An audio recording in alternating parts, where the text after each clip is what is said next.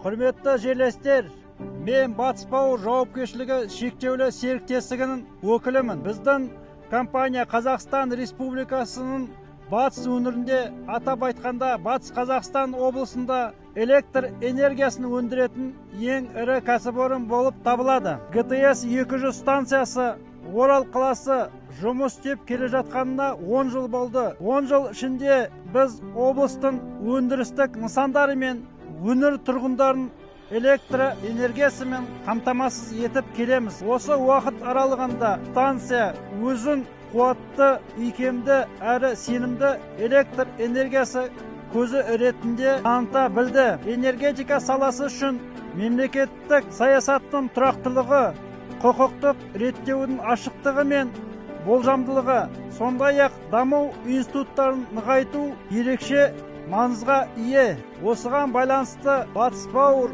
жауапкершілігі шектеулі серіктестігінің ұжымы ГТС 200 Орал қаласы жаңа конституция қабылдауды қолдайды және өңір тұрғындарын белсенді азаматтық ұстаным танытып, дауыс беруге шақырады. Біз жаңа конституцияны қолдаймыз.